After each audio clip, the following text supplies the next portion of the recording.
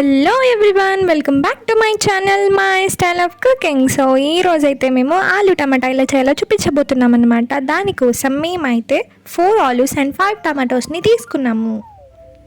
And next అయితే కడాయి పెట్టేసుకొని oil వేసుకొని దాంట్లోకి దాల్చిన చెక్క, బిర్యానీ ఆకు, ఆవాలు, జీలకర్రని యాడ్ చేసుకోవాలన్నమాట. ముందే బిర్యానీ ఆకు వేసుకోవడం వలన దాని ఫ్లేవర్ అంతా ఆయిల్లో స్ప్రెడ్ అయ్యి టేస్ట్ అనేది మనకి చాలా బాగుంటుంది. అండ్ నెక్స్ట్ అయితే 4 or 5 మిర్చీస్ని కట్ చేసి పెట్టుకోండి.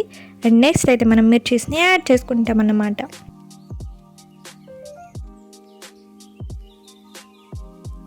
అండ్ నెక్స్ట్ అయితే మనం అందులోకి ఆనియన్స్ని యాడ్ చేసుకుంటాము. Onions 2 are enough. అవి బ్రౌనిష్ కలర్ వచ్చేసేంత వరకు వేగనివ్వండి. అవి బ్రౌనిష్ కలర్ వచ్చేసిన తర్వాత మనమైతే అందులోకి గార్లిక్ పేస్ట్ని యాడ్ చేసుకోవాలి. Garlic paste is really good for health. నేను ప్రీవియస్ వీడియోస్లో కూడా చాలాసార్లు చెప్పాను కాబట్టి ఖచ్చితంగా మీరైతే యాడ్ చేసుకోండి. నెక్స్ట్ మనమైతే అందులోకి ఆలూస్ని యాడ్ చేసుకుంటున్నాము. ఆలూస్ యాడ్ చేసుకున్న తర్వాత దాంట్లోనే టమాటాస్ని కూడా యాడ్ చేసుకోవాలి. టమాటాస్ యాడ్ చేసుకున్న తర్వాత తగినంత ఉప్పు వేసుకొని ఒక 5 minutes వరకు మూత పెట్టేసేయండి.